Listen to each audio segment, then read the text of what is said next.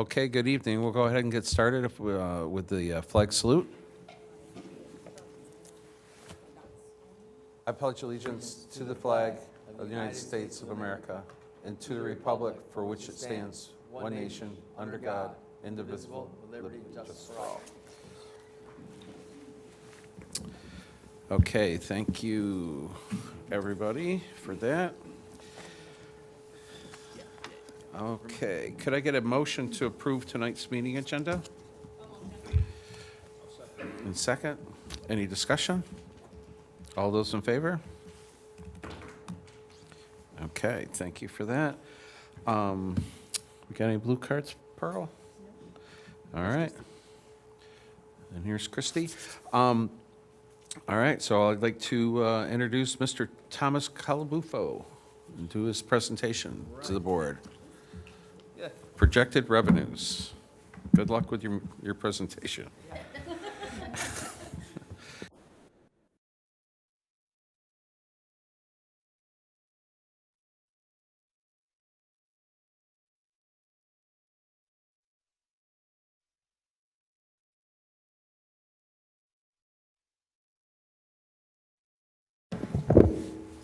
All right. Maureen could not make it with us tonight. She does a wonderful job. This is just going to be one of many presentations leading up to the ultimate budget vote in the spring. So as you know, the governor's first run had come out. It was pretty demoralizing for most school districts because we got a 1% increase in foundation aid, and I'll break that down.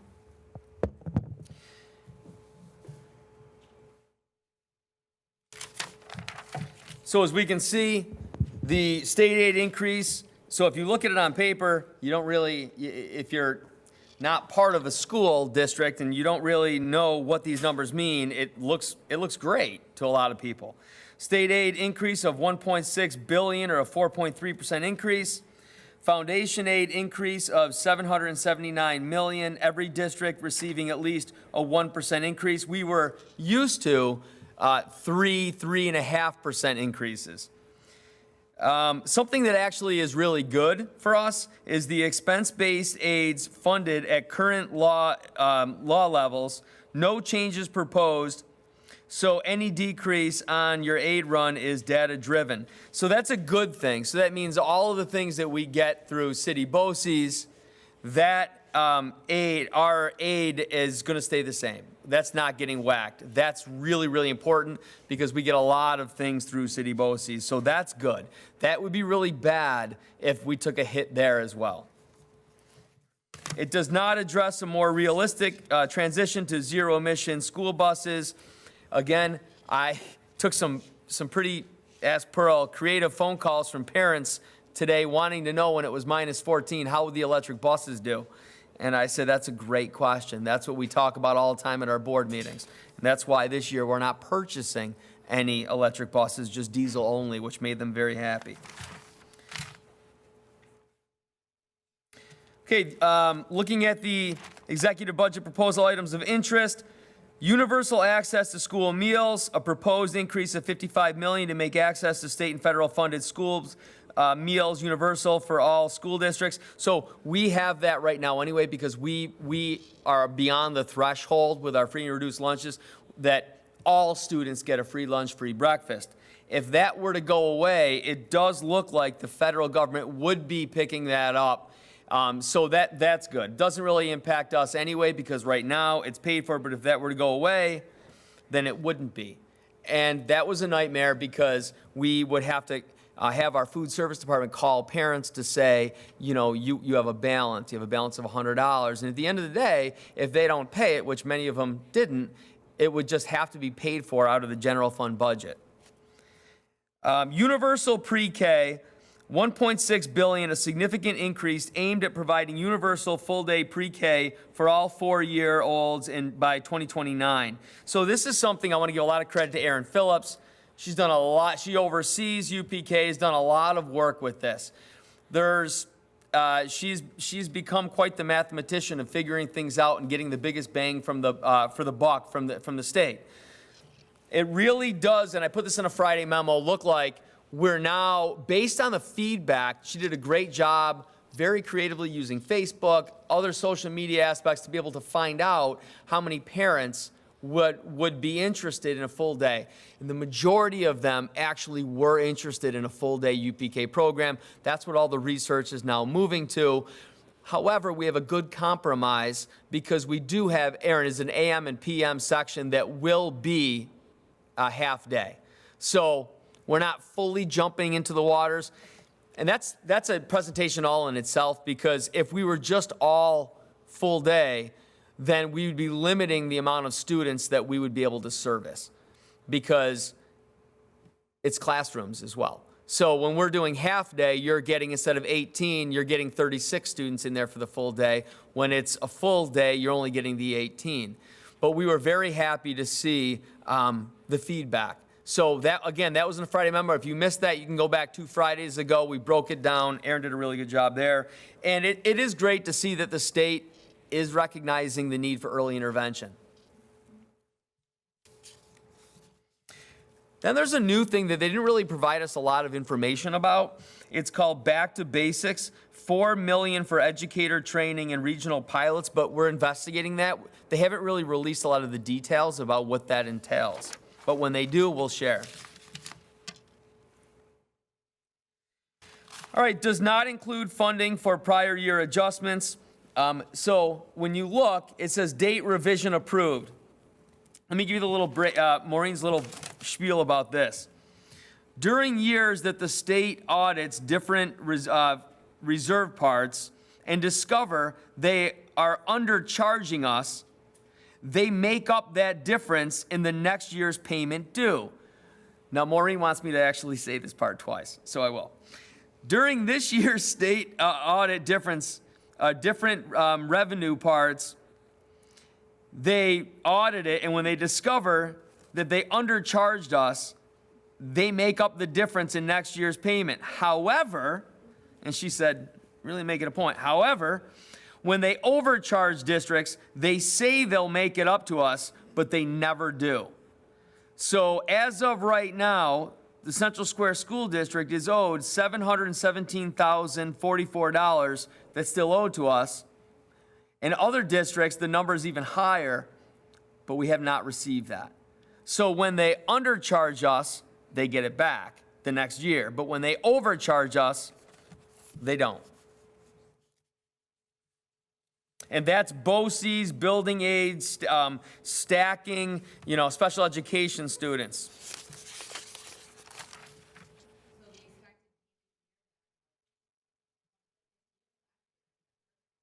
Correct. Yes. So as you can see, it'll jump back. The first time that they revised it was 2012, then 2014, 2016, 2016, and different things that were revised. So that money right there is sitting somewhere that they were overcharged on it. And it's not just Central Square. We have this conversation at Chiefs meetings regularly. If you look at all the money that's still owed to districts, it's astronomical. Where is it? But if they undercharge us, trust me, they're going to get that back. That's one of the things, Steve, when we go to Barclay, that's one of the issues that I have a note we want to talk about. The 2026-27 state aid executive proposal. Again, the UPK grant is funded, so it's not sitting in the general fund. So that's why the number is different. So for the mathematicians to say, well, hold on a second, that doesn't match what is on our other form that all the board members get that's made public, it's off. That's because the other one shows UPK, this one does not, because it is grant funded. And I think there's a lot of, if you look at change in aid, there's a lot of things that are in parentheses. And at the end of the day, this is a flat budget for us. Well, and you can see there really right isn't any increase. where the true numbers in our actual budget. So when you look at the 25-26 adopted budget, which is in the column in the middle, and you look down, it's got building aid, transportation aid, BOCES aid, private access cost aid, public access cost aid, and the total expense-based aids. $21,227,274. Then you go in and you look at the executive proposed budget. What you're looking at there is the $504,857. The really frustrating thing is when you look at a 1% foundation aid increase, that equates to $400,000. Last year, we got $800,000 at a 2%. When we got a 2% last year, we were hoping that we would get a 3%. If I had a crystal ball, I would say because this is an election year, that she's going to make it look like she gave us something. And it'll go from a 1% to a 2%. That's what I'm thinking because, again, it's an election year and they're lobbying hard. The superintendents have lobbying day on March 1st. We're going to be in Albany as part of NISCUS. We go through the whole thing. We talk about all the things that districts are doing.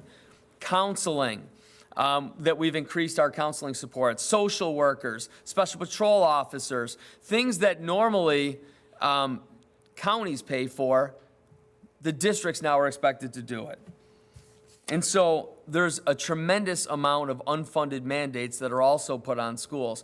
And one of the things that I know our Board of Education is working on is trying to go to our county to say, look people don't vote for their county taxes, but they vote for their school taxes. And so if we're doing things that really could be in the purview of the county, like social workers dealing with things that are happening in homes, not in schools, right? Making sure that we have our special patrol officers that are maintaining safety that also do a great job in supporting things that happen in the community because they find out what's happening at school, that what could be happening in the community. To me, it just seems like a no-brainer that responsibility and funding should be shifting to the county. That schools should be, I know it's a shocking thing to think about, tasked with educating students. All of those other things should be outside of our purview. If they expect us to do it, provide us with additional revenue streams.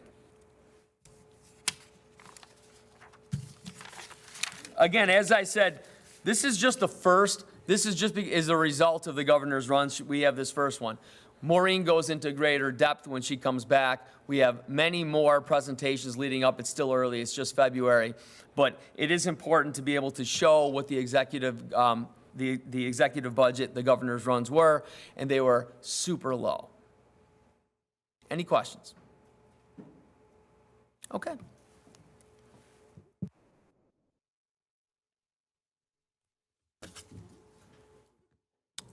Okay. Thanks, Tom. On to item E, could I get a motion for item E, personnel in its entirety? All motion.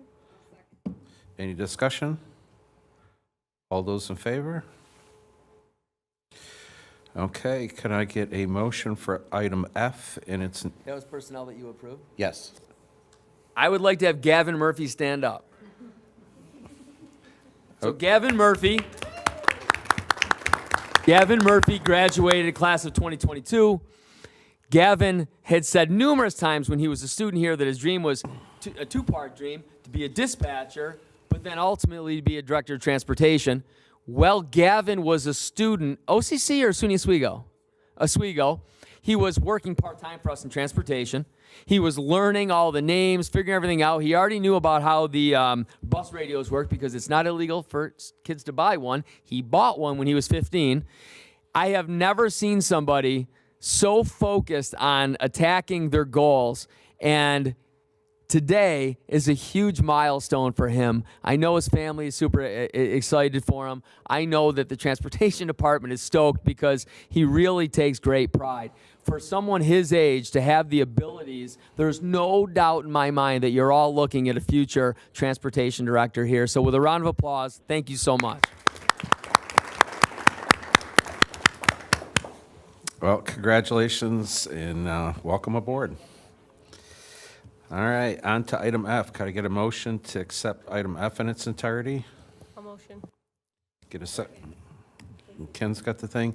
On discussion, item 9 is approval of a resolution to authorize the board to initiate discussions with Oswego County. So I sent you all a draft letter. This will give me the authority to actually talk with the legislator to have them take over SPO's cost. I think it's, when it comes to public safety, I think it's more on the counties.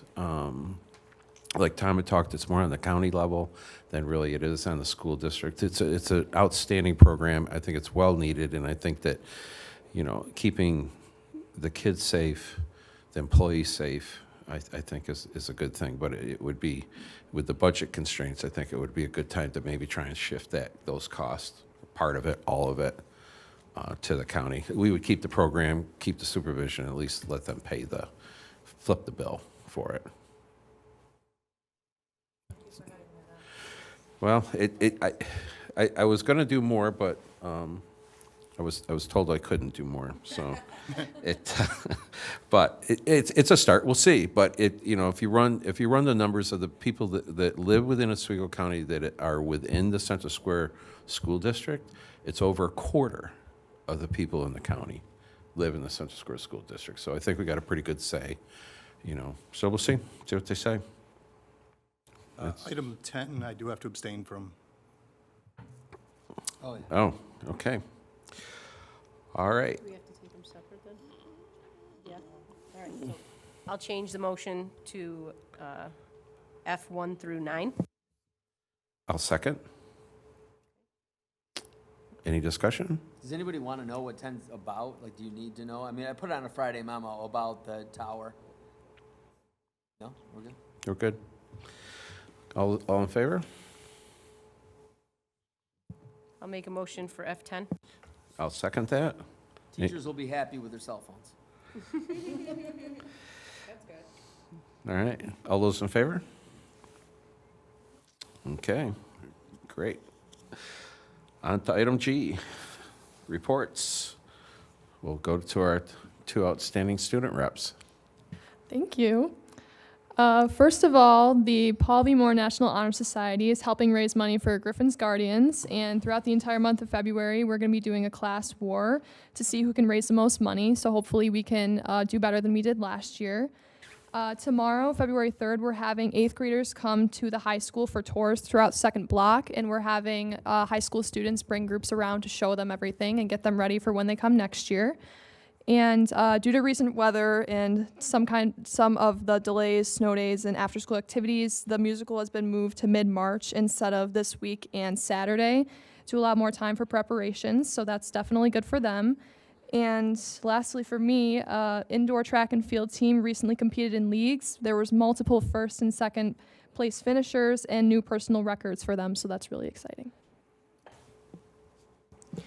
Flag football and the junior class are doing fundraisers. Flag football is doing a Buffalo Bills raffle basket, and the juniors are selling chocolate. Winter sports are starting to come to an end, so sectional games are coming around and playoffs. BOCES is having their most employable and award ceremony coming up, so that is super excited. Hopefully you guys can attend.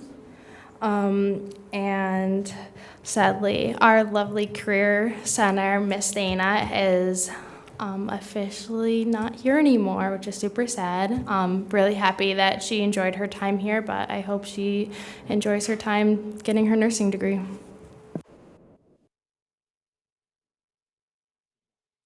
Okay. I think we're going to have a long Tom's report on that one. Board members, anything to pass? The only thing that I will say, kudos to the high school for I attended with Katie the 8th grade open house kind of presentation, and I thought it was very well done.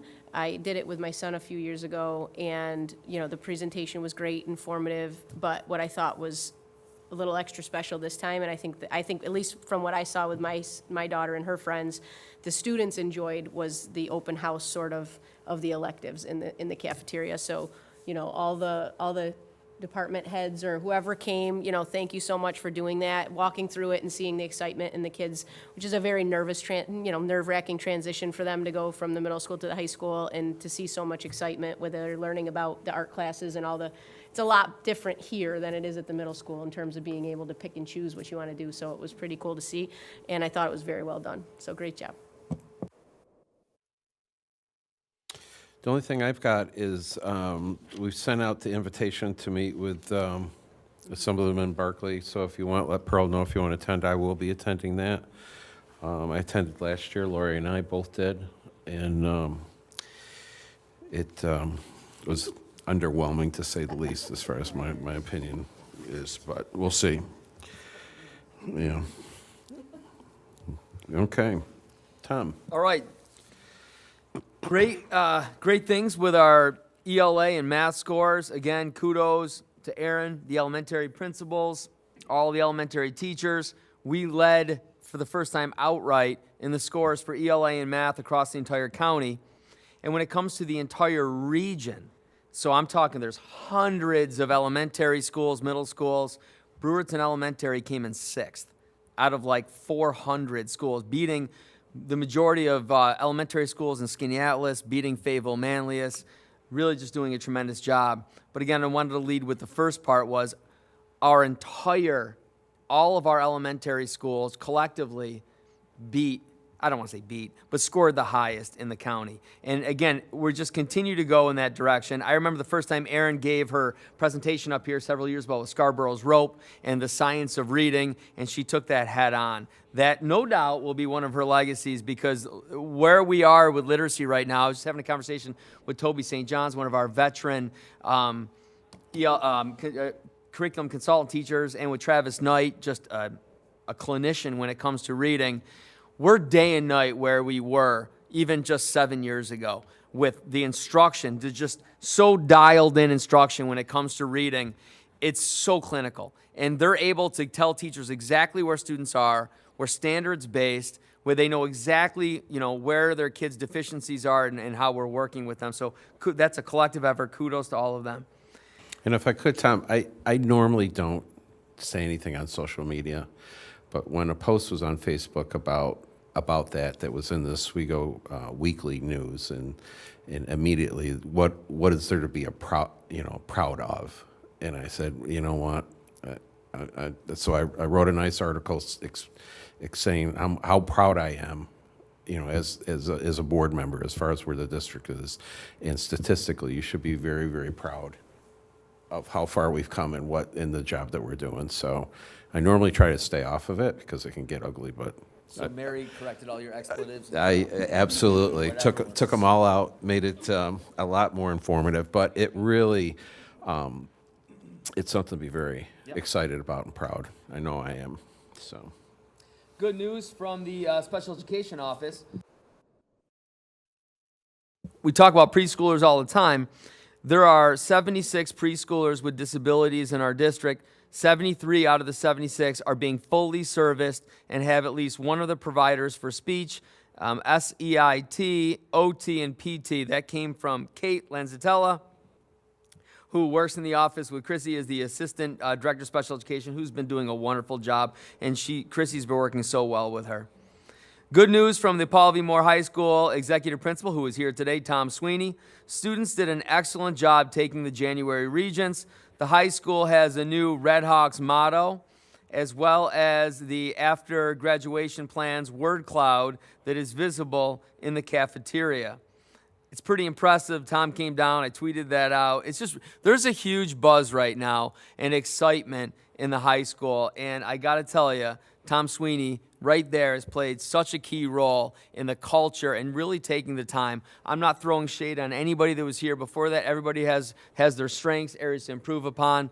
But watching Tom with his teachers and with the students in the hallways, he's got a wheel-around cart, so he's like operates in the hallways. And when kids want to go in the bathroom, he's like, I just saw you in there. No, I think you're good. And the kid's like, okay. And the kid leaves. And so they say it takes a long time to change the culture. We've always had a great culture, I believe, in this district for quite some time. But Tom is really just adding the cherry on top and moving us forward. Also, Preston Lacey, senior, was Teen of the Week in the Palladium Times. Barclay had laminated those. We've got passed around. If anyone hasn't seen those student reps, if you haven't seen them, it's pretty cool. I got to tell you, I've never heard a voice like that. And we've got like Eli Connor. We've got some amazing students. When that kid sings, like at the Christmas concert, it's amazing. And he's also a great basketball player. As I said, Minority Leader Will Barkley sent Mr. Sweeney a nice shout out in regarding this. And Preston is planning on attending Alfred State after graduation. And he also wants to be a land surveyor. Congratulations, Preston. That concludes my updates. Okay, thank you. Can I get a motion for item H in its entirety? A motion? Get a second? Okay, any discussion? All those in favor? Oh, it's a roll call vote?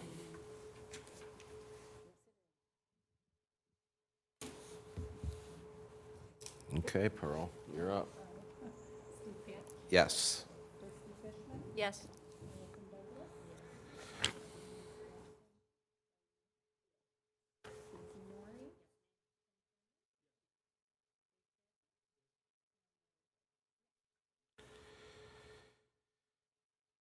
Okay, and we have a vote for item 2.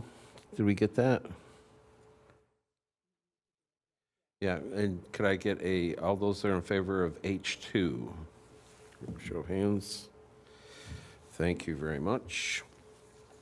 Okay, I would like to make a motion that the Central Square School District Board of Education hereby move into executive session to discuss the matters regarding the superintendent's evaluation, negotiations to conduct in pursuant with the Taylor Law involvement, the CSTA, and matters leading to employment of 2 particular people for tenure with no action to follow. Can I get a second?